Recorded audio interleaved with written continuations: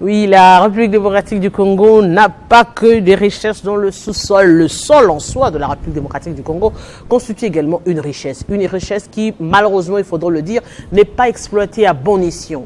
On parle demain ou après-demain de cette richesse agricole qui pourrait développer et faire développer la nation congolaise et permettre également une participation à grande échelle de toute la population congolaise. Alors, quelle politique justement pour l'émergence de la RDC ou encore l'émergence de cette politique agricole? On en parle ici avec M. Fidèle Banso qui est analyste économique. Bonjour et bienvenue. Merci beaucoup madame, je suis flatté de votre invitation encore une fois. Merci à tous les téléspectateurs qui vont nous suivre. Merci beaucoup à Télé 50. On revient aujourd'hui, c'est vrai qu'en RDC, on a plus tendance à parler politique.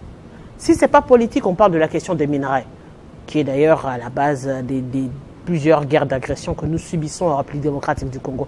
Mais il y a une richesse au regard de notre sol, au regard de l'eau douce que nous avons, où l'on parle de l'agricole, mais qui n'arrive toujours pas à être exécutée à bon escient. Comment arriver justement à faire remonter l'agriculture en avant-plan, en lieu et place de minerais et de la politique en soi? Merci beaucoup de la question, madame. En fait, je vais résumer en deux volets la réponse par rapport à la question. Premier volet, c'est que le ministère de l'Agriculture a un problème de financement.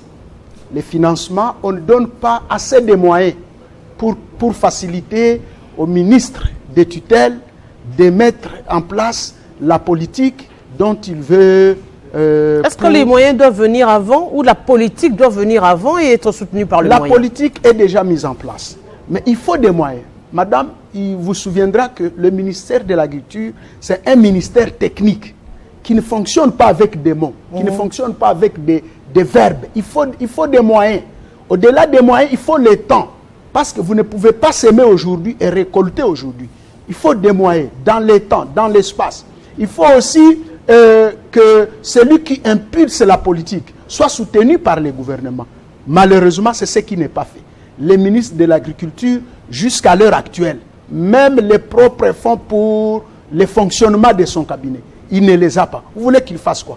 Même s'il pouvait bien vouloir dire que non, on voudrait récolter autant de tonnes de maïs, de riz. Mais il va le faire avec quels moyens? Mais est-ce que c'est seulement le gouvernement qui doit faire fonctionner le secteur de l'agriculture ou bien travailler à grande échelle avec des partenaires privés et qui peuvent impulser, c'est-à-dire permettre à ces personnes, par exemple, qui sont déjà dans le domaine, arriver à industrialiser ce qu'ils font? Oui. Et aussi à leur donner des moyens, par exemple, au niveau des prêts, leur faciliter des prêts au niveau des banques, parce que c'est ce qui se fait. En fait, nous disons la même chose, madame. Même que ce soit les coopératives agricoles, que ce soit les privés qui émergent dans le secteur de l'agriculture, il y a des subventions que l'État leur donne. Exactement. Mais ces subventions-là ne sortent pas. Je vous rappelle, madame, que le ministre devait lancer la campagne agricole, qui devait commencer depuis fin juillet jusqu'à fin août. Mais la campagne agricole n'a pas eu lieu. Pourquoi? Parce que le ministre n'a pas eu les moyens de sa politique. Il a demandé les fonds, mais les fonds ne sont pas mis à sa disposition. Vous voulez qu'il fasse quoi? Le ministre n'est pas un magicien, n'est pas un sorcier qui doit seulement se réveiller un matin, il prend les beaux discours pour essayer de faire quelque chose. Non, il faut des moyens, il faut le temps. Mais le temps est là, mais les moyens ne sont pas mis à sa disposition. Ça, c'était de un. De deux, madame, depuis des décennies, le ministère de l'Agriculture a eu un problème d'hommes.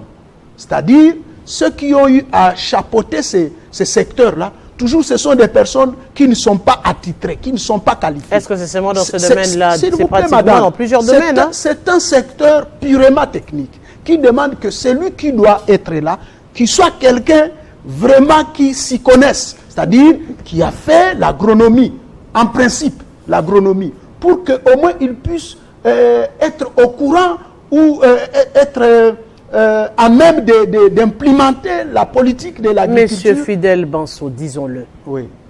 Quel secteur n'est pas technique? Quel il y a des secteurs dans qui ce ne sont pas gouvernement techniques. qui n'ont pas, qui ne S'il sont vous pas plaît, madame, techniques. si vous prenez par exemple un secteur comme la justice, en quoi il est technique?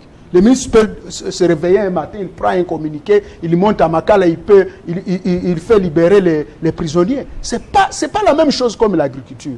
Pour qu'on arrive à semer ou à planter, on doit avoir d'abord, on doit préparer les sols. Après avoir préparé les sols, on doit avoir de quoi? Des engrais. Des engins. Des engins d'abord. Il faut des tracteurs pour faire le travail. Il faut des semences.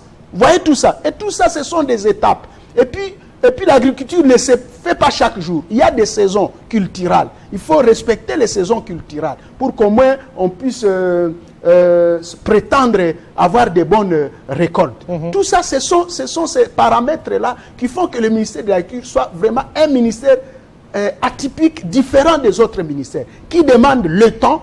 On ne peut pas évaluer le ministre de l'Agriculture à 2 mois depuis qu'il a pris les fonctions. Il faut l'évaluer dans le temps. Il faut lui donner le temps. Est-ce a-t-il eu le temps de faire des cultures?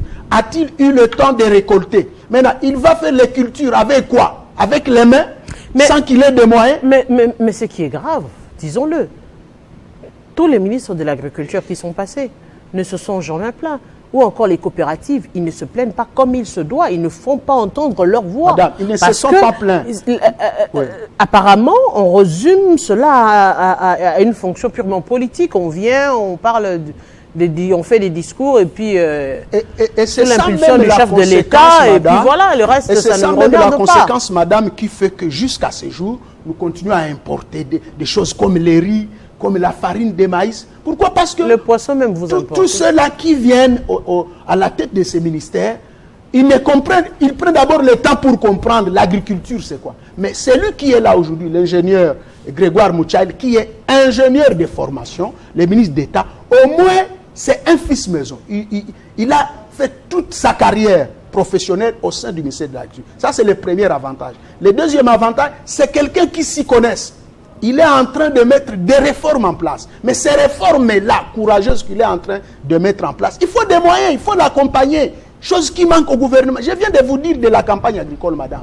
La campagne agricole, de quoi s'agit-il? Il fallait que le ministre fasse les 26 provinces, en train de distribuer des outils aratoires, des engrais, en train de distribuer des semences.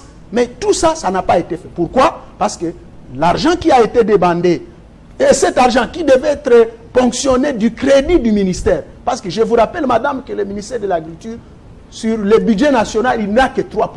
Mais reste à savoir si même on arrive à défalquer même 1%.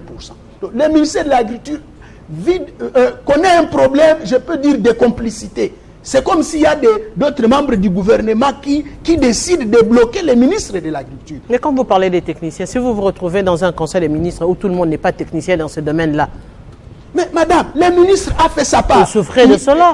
Récemment, un des conseils des ministres, le chef de l'État même, a donné des injonctions à ses collègues du budget des finances pour leur dire d'accompagner le ministre de l'Agriculture. Parce que le chef de l'État a compris que la revanche du sol sur le sous-sol dont il a fait... dont il prône actuellement, ça ne peut pas fonctionner s'il n'y a pas de moyens. On parle aujourd'hui, vous avez parlé des minéraux qui prennent de l'ascenseur sur les sols. Madame, c'est une erreur. Dans d'autres pays comme le Brésil, comme la Chine, comme la Corée, ce sont des pays qui ont plus mis des moyens dans le secteur de l'agriculture. Nous qui avons plus de 80 millions de terres arables, madame, ça nous fait la honte si au siècle d'aujourd'hui, on peut continuer à importer les riz, à importer la farine de maïs. C'est une honte, madame. Est-ce qu'il ne faudrait pas une politique spécifique pour cela? Est-ce que la manière dont c'est fait, est-ce qu'il ne faudrait pas des mesures d'urgence, par exemple, pour dire que on prélève ceci pour le minerai, pour les affecter dans l'agriculture, par exemple, pour 5 ans, et voir ce que ça peut produire. Même dans d'autres pays, on crée des fonds nationaux pour la relance de l'agriculture. Il y a des fonds pour ça. Les gouvernements, avec les partenaires techniques financiers, ils mettent des fonds.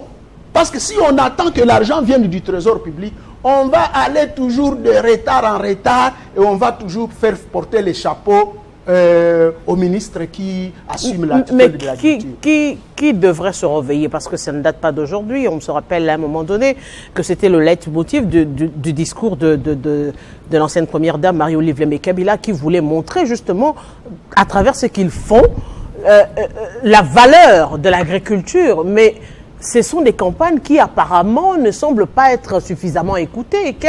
Que faudrait-il faire actuellement? Madame, ce qu'il faut faire, c'est que les gouvernements puissent s'investir, qu'ils s'investissent sur le plan de, comment dirais-je, que les gouvernements s'investissent en dotant des moyens, en mettant des moyens financiers conséquents au ministère de l'Agriculture. Madame, sur un budget national, on n'a que 3%. Alors que dans d'autres cieux, on pouvait même avoir 30% du budget national. 40% même. Parce que, madame, si on pouvait bien s'occuper du secteur de l'agriculture, même le taux de chômage va baisser. Pourquoi? Parce que si on envoyait autant de millions de personnes dans différentes fermes, dans différents endroits où on a des projets comme en Kwadi. Vous connaissez la ferme d'Enkwadi. Kwadi, une grande ferme qui peut produire des tonnes et des tonnes de riz. Mais on manque l'argent pour décoller. On a déjà mis des... Mais à Bumba, on connaissait les plantations des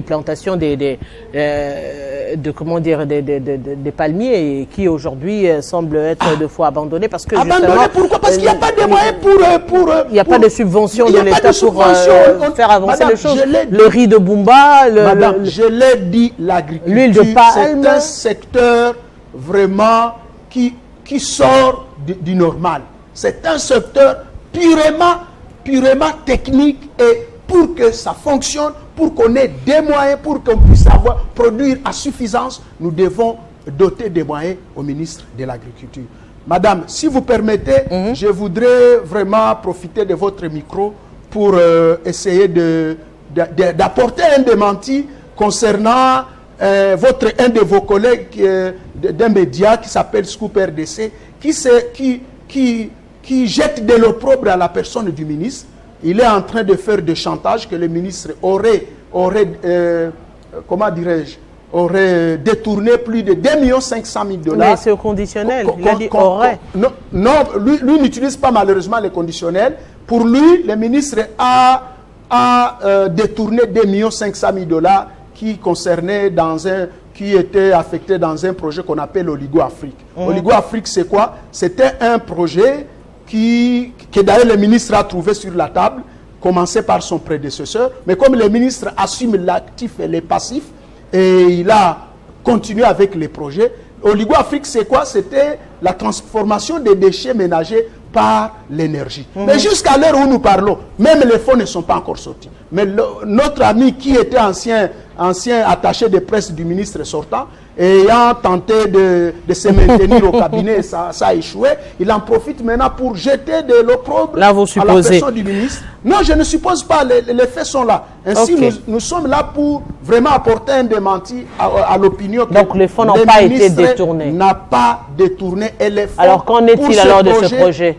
Les fonds jusque-là ne sont pas sortis. On ne peut pas raconter des balivernes pour des choses dont on ne maîtrise pas les contours. Et un deuxième démenti, la même personne est en train de charger le ministre que non, il n'a pas su mettre en place la campagne agricole, alors que je venais de vous dire, madame, il n'y a pas encore les fonds. Il n'y a pas encore de fonds. Le ministre a demandé les fonds. La campagne devait commencer fin juillet jusqu'au 30 août. Les fonds ne sont pas sortis. Alors, on ne comprend pas comment notre ami du média Scoop RDC, comment il peut vraiment verser dans la désinformation et la diffamation. Ainsi, vraiment, nous lui demandons s'il a quelque chose dont il a besoin comme information, peut passer au cabinet. Vous savez également que vous aurez... rencontrer. Sinon, nous n'allons plus tolérer ce genre de bêtises qu'il a en train Monsieur Fidèle contre le ministre. Je vous rappelle justement que vous avez également le droit d'aborder un droit de réponse dans Scoop RDC si vous sentez que vous êtes lésé.